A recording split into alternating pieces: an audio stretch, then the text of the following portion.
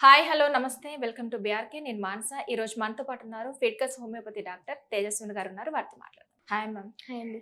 చాలా మంది పొత్తి కడుపులో నొప్పొస్తుంది అని అంటారు గదా! అసలు ఆ నొప్పి ఎందుకొస్తుందంటారు? అండి. ఇప్పుడు పొత్తికడుపులో నొప్పి కొంతమందికి చాలా ప్రాబ్లమ్స్ వల్ల కాజ్ అవుతూ ఉంటుంది. కొంతమందికి 1 మంత్‌కి, 2 మంత్స్‌కి ఉంటుంది. ఇది హ్మ్. మీకు పెద్ద క్రానిక్ పెల్విక్ పెయిన్ కాదనమాట. ఓకే. క్రానిక్ అని మనం ఎప్పుడంటామంటే మోర్ దాన్ 6 మంత్స్ లేదంటే 6 మంత్స్ నుంచి వాళ్ళకి కంటిన్యూయస్‌గా పెల్విక్ పెయిన్ ఉంటూనే ఉంటుంది. అంటే పొత్తి కడుపులో నొప్పిగా ఉంటుంది. కొంతమందికి పీరియడ్స్ ముందు రావచ్చు. లేదంటే పీరియడ్స్‌కి సంబంధం లేకుండా ఎప్పుడూ ఉంటూ ఉండొచ్చు. దీనికి అవును. చాలా కారణాలు ఇది ఏ ఏజ్ అయినా రావచ్చు. చాలా ఓకే. కారణాలొచ్చేసి ఫస్ట్ గైనిక్ ప్రాబ్లమ్స్ తీసుకున్నామనుకోండి. గైనిక్ సమస్యలేముంటాయి వాళ్ళకి? బల్క్ యూట్రస్ కానీ, అడినోమైసిస్ కానీ, లేదంటే పీసీఓఎస్ కానీ, ఫైబ్రాయిడ్స్ కానీ, లేదంటే పెల్విక్ ఇన్ఫెక్షన్స్ కానీ, ఇలాంటి కండిషన్స్‌లో కూడా వాళ్ళకి కంటిన్యూయస్‌గా పొత్తికడుపులో నొప్పిగా అనిపిస్తూ ఉంటుంది. ఇంకా బరువుగా, మంటగా కూడా అనిపిస్తూ ఉంటుంది. ఇది గైనకాలజికల్ ప్రాబ్లమ్స్.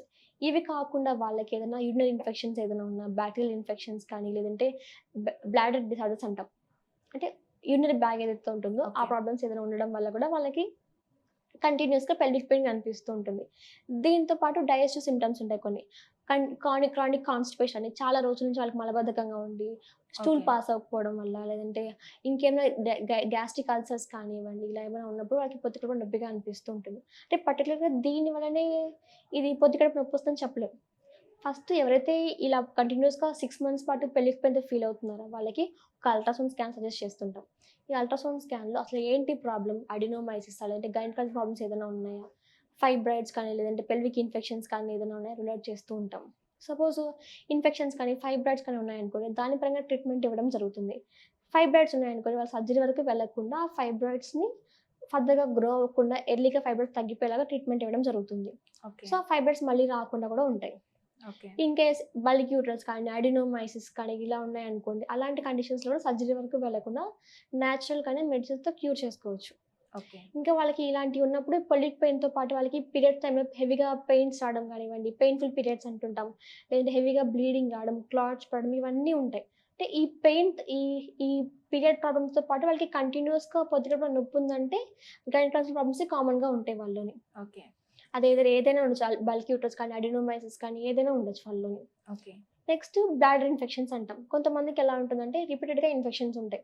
ఫ్రీక్వెంట్‌గా యూరిన్ పాస్ చేయడం, లేదంటే ఎవ్రీ 1 అవర్‌కి లేదంటే 20 మినిట్స్‌కి వాష్‌రూమ్‌కెళ్ళడం ఇవన్నీ కామన్‌గా ఉంటాయి. వాళ్ళేమన్నా ఎక్కువ వాటర్ తాగుతున్నాం గదా! అందుకనే ఎళ్తున్నామేమో అనుకుని అపోహ పడుతూ ఉంటారు. బట్ ఇలా కంటిన్యూయస్‌గా వెళ్ళడం, అర్జెన్సీ ఉండడం ఇవన్నీ కామన్ గాదు. ఓకే. యూరిన్ ఇన్ఫెక్షన్స్ వల్లనే ఇవన్నీ కామన్‌గా ఉంటాయి. బట్ యూరిన్ ఇన్ఫెక్షన్ అంటే కామన్‌గా ఏమనుకుంటారు చాలామంది మంటగా వస్తుంది, లేదంటే చురుగ్గా అనిపిస్తేనే ఇన్ఫెక్షన్స్ ఉన్నాయని అనుకుంటారు. అంటే మంట రావడం, అంటే ఈ గర్భానికి సంబంధించిన ప్రాబ్లమ్స్ కానీ, పొత్తు కడుపులో నొప్పి కానీ, అంటే మనం ఇవన్నీ ఎందుకొస్తున్నాయంటారు? మనం తినే ఫుడ్ వల్లనే వస్తున్నాయంటారా? అంటే డెఫినెట్‌లీ ఫస్ట్ అవును. నుండి మనకుండదు కదా! మనం డైలీ ఏదైతే తింటామో అదే మన బాడీ మీద ఎఫెక్ట్ చూపుతుంది అంటారు గదా! డెఫినెట్‌లీ అండి. దీనికి ఒక మెయిన్ కారణం కూడా మనం తినే ఫుడ్ హ్యాబిట్స్ వల్లనే. హ్మ్. ఏవైతే గైనకాలజీ ప్రాబ్లమ్స్ ఉన్నాయో అవన్నీ హార్మోన్స్ వల్లనే వచ్చే ప్రాబ్లమ్స్. హార్మోన్స్ నార్మల్‌గా ఉన్నంత వరకు మనకేం ప్రాబ్లమ్స్ ఉండవు. పీరియడ్ సైకిల్స్ నార్మల్‌గా ఉంటే మనకి హెల్త్ ఇష్యూస్ ఏమి ఉండవు. ఓకే. సో, వన్స్ ఈ హార్మోనల్ ఇంబాలెన్స్ స్టార్ట్ అయిందనుకోండి, అప్పుడు ప్రాబ్లమ్స్ స్టార్ట్ అవుతూ ఉంటాయి. పీరియడ్స్ పెయిన్‌ఫుల్‌గా మారడం, డిలే అవ్వడం, హెవీగా బ్లీడింగ్ రావడం, క్లాట్స్ పడుతుండడం ఇవన్నీ కూడా హార్మోన్స్ వల్లనే. ఓకే. హార్మోన్ ఇంబాలెన్స్ ఎందుకవుతుంది? మన లైఫ్ స్టైల్ హ్యాబిట్స్ వల్లనే.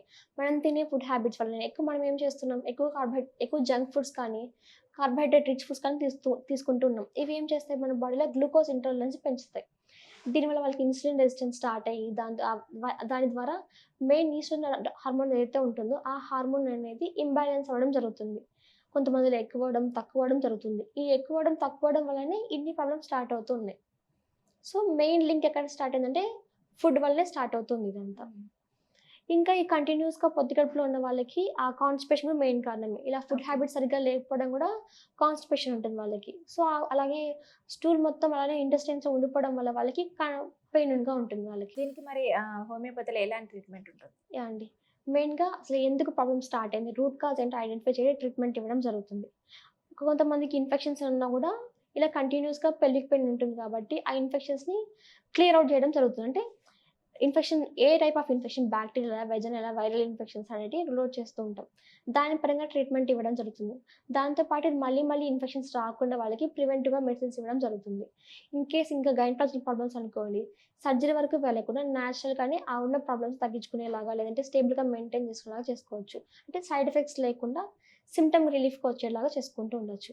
ఇది వాళ్ళ బాడీ కండిషన్ ఇంకా వాళ్ళ ఏజ్ పరంగా డిపెండ్ అవుతూ ఉంటుంది. ఓకే. అంటే ఇది ఏ ఏజ్ వాళ్ళకైనా రావచ్చు అంటారా? ఏ ఏజ్ వాళ్ళకైనా రావచ్చండి. కామన్‌గా చెప్పలేము ఇది ఏ ఏజ్‌లో వస్తుందని చెప్పేసి. 20 ఇయర్స్ ఓకే. నుంచి అంటే మెనార్కే నుంచి వాళ్ళకి టిల్ మెనోపాజ్ వరకు ఏ స్టేజ్‌లో రావచ్చు.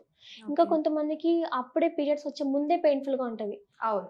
పీరియడ్ టైమ్‌లోనే పెయిన్‌ఫుల్‌గా ఉంటాయి. అది దీనికి సంబంధం లేదండి. ఓకే. ఇది క్రానిక్ పెల్విక్ పెయిన్ అంటే కంటిన్యూయస్‌గా పెయిన్ 6 మంత్స్ పాటు కంటిన్యూయస్‌గా ఉండడమే. ఓకే. లేదా కొంతమందికి నాకు ఈ మంతే పెయిన్ స్టార్ట్ అయ్యాయి. లేదంటే 2 మంత్స్ నుంచే పెయిన్స్ ఉన్నాయంటే అది ఇంకేదైనా కారణాల వల్ల ఇలా కాజ్ అయ్యుండొచ్చు తప్ప దీని క్రానిక్ ఇన్ఫెక్షన్స్ వల్ల అయితే కాదు. Okay madam. Thank you so much.